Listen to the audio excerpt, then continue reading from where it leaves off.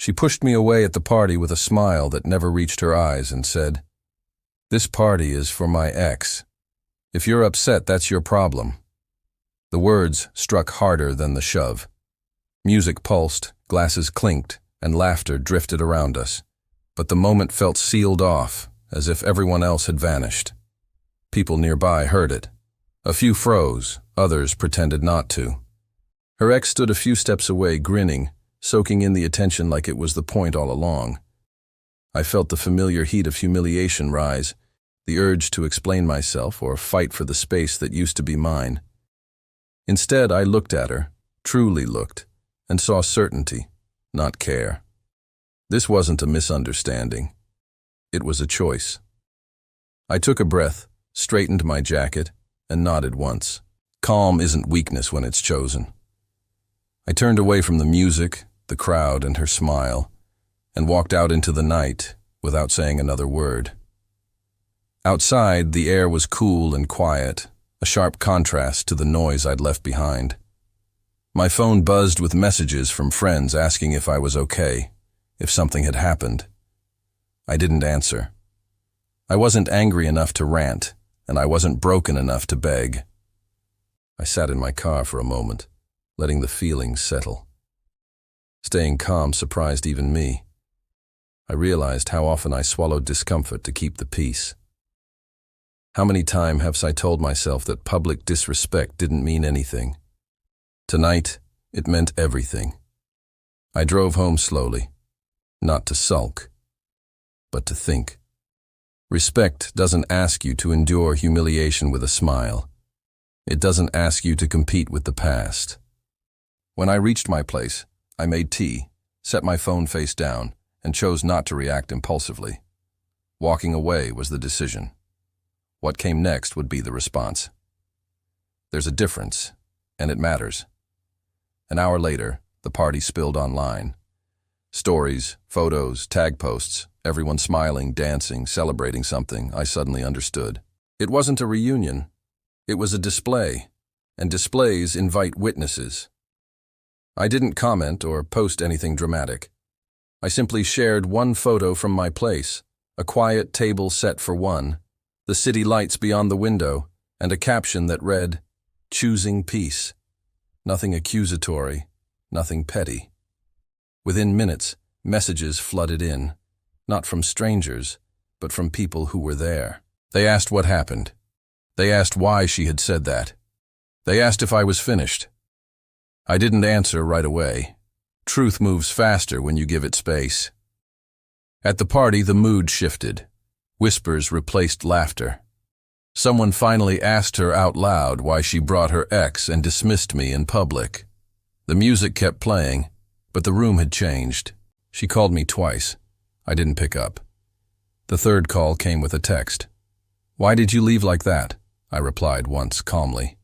I didn't leave. I chose not to be disrespected. That was it. No debate, no defense. Back at the party, her ex's grin faded. Attention is fun until accountability shows up. People noticed the tension.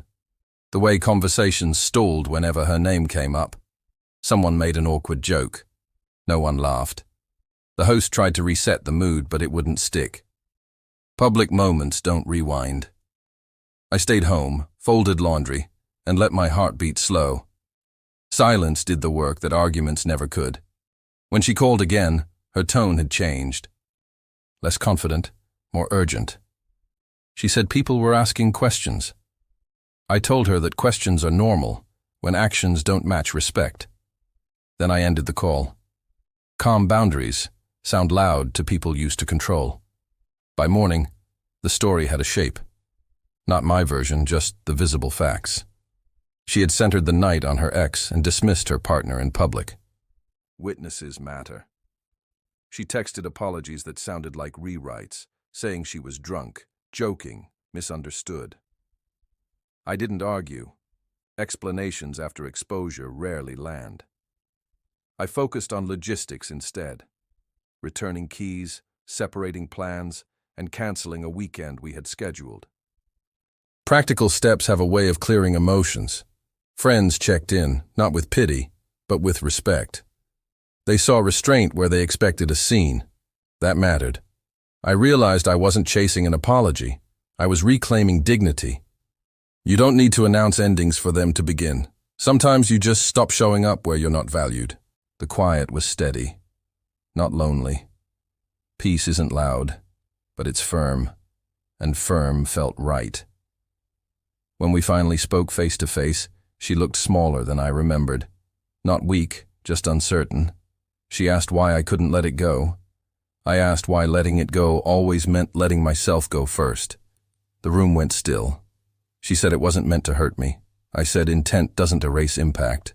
There was no yelling, no tally of past wrongs, just clarity. I told her I wouldn't compete with the past or accept public disrespect as a joke. She nodded, tears forming, realizing this wasn't a fight to win. It was a line she had crossed. We agreed to take space. I left without slamming doors or giving grand speeches. Calm endings are hard because they don't give you anything to argue with. They just stand there. Undeniable. The weeks after were quieter, steadier. I returned to routines, saw friends I had postponed, and slept better. The memory of the shove and the smile still surfaced, but it no longer stung. It clarified. I learned how powerful it is to walk away without explaining yourself to a crowd. People noticed. They didn't gossip. They recalibrated. Respect has gravity. I stopped checking her socials and started planning my own weekends. Healing wasn't dramatic. It was consistent. I didn't need validation from the same room that laughed. I needed alignment with myself. Walking away didn't mean I lost. It meant I refused a role that required shrinking, and that refusal reshaped how I approached every relationship afterward, calmly, clearly, and without negotiating dignity. Looking back, that party didn't silence me. It silenced the room. When I stayed calm and walked away, the noise lost its power. Lesson: public disrespect feeds on reaction. Take away the reaction, and truth speaks on its own. I didn't shame her, reveal secrets, or demand apologies.